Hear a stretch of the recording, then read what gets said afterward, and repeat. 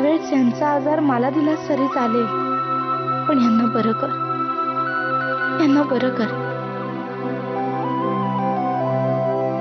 नरसिंहावर मी प्रेम केलं, तो हा नरसिंह नाहीच आहे.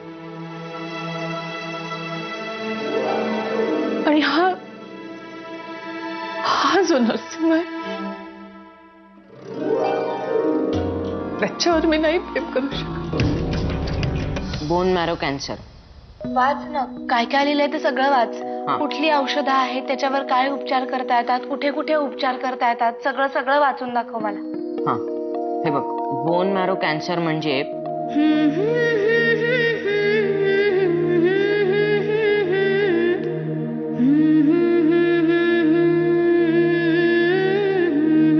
जानकीला जो त्रास झाला तो नशिबाचा भाग नव्हता वागणेच. आमच्या स्वार्थीपणामुळे भोगावं लागलंय तिला हे सगळं. आत्याबाई, आता जे काही झालंय त्याचं दुःख करत बसण्यापेक्षा साहेबांना आधार देणं जास्त महत्वाचं आहे. आतापर्यंत साहेबांनी जी काही संकट झेलली आहेत त्यापेक्षा फार मोठं संकट आहे, त्यामुळे त्यांना एकटं सोडता कामा नये. आता हे ना कॅन्सर वरती उपचार करणारे तज्ञ आहेत. अच्छा, मग काय करायचं यांचं? यांना फोन करायचा आहे. यांना? हो, मी हे नेट वरून शोधून काढलंय. तू? मी म्हणजे मी आणि गड्याने मिळून. हा, पण काय यांचं करायचंय काय? काय आहे, हे ना कॅन्सरवरचे तज्ञ आहेत. म्हणजे यांना जो कॅन्सर झालाय ना त्याच्यामधले जगातले सगळ्यात उत्तम डॉक्टर आहेत. तुम्ही यांना फोन करून बघा ना. अनेक लोकांना बरं केलंय यांनी. त्यांनी जर का मनावर घेतलं तर हे सुद्धा बरे होऊ शकते. कमाल आहे, खरंच कमाल आहे. नेटवर्क भरपूर माहिती असते, पण त्यातली नेमकी आपल्याला हवी असलेली माहिती कुठली हे भल्या भल्यांना कळत नाही. आणि तू बरोबर पत्ता काढलास, नाव शोधून काढलंस. Very good. वामन दादा, माझं कौतुक पुरे करा आणि यांना फोन करा. हो, फोन करीन आणि त्यांच्याशी काय बोलणं होतंय ते तुला सांगेन.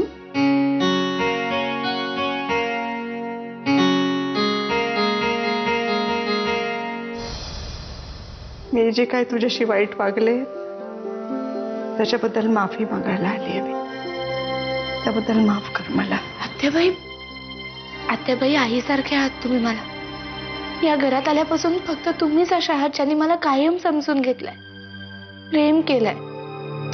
तुम्ही कसली माफी मागताय? उलट मीच दरवेळेला चुकीची वागले. माझ्यामुळे कायमच सगळ्यांना त्रास सहन करावा लागलाय आणि सगळ्यात जास्त त्रास यांना सहन करावा लागलाय. आत्याबाई, तुम्हीच मला माफ करा.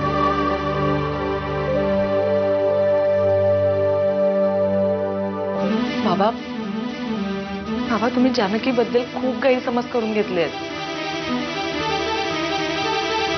तिचं मन कधी ओळखलंच नाही. तुमच्या आजारपणाबद्दल कळल्यापासून एकदाही धड जेवली नाही होती. सतत देवासमोर प्रार्थना करत असते तुमच्या तब्येतीसाठी. बाबा, तुमचा विश्वास नाही बसणार, पण गण्याला घेऊन माझ्या लॅपटॉपवर बसली होती ती. बोन मॅरो कॅन्सर बद्दल जमेल तितकी माहिती गोळा केली आहे तिने. बाबा, हो, तुम्हाला माहिती आहे ना, नेटवर सगळी माहिती इंग्रजीत असते, पण तरी सुद्धा गणाकडून ती समजावून घेऊन सगळी मराठीत लिहून काढली आहे तिने. एवढंच नाही तर न्यूयॉर्कच्या एका स्पेशल डॉक्टरांचा नंबर सुद्धा शोधून काढलाय बाबा तिने. बाबा, कोण करतो एवढं?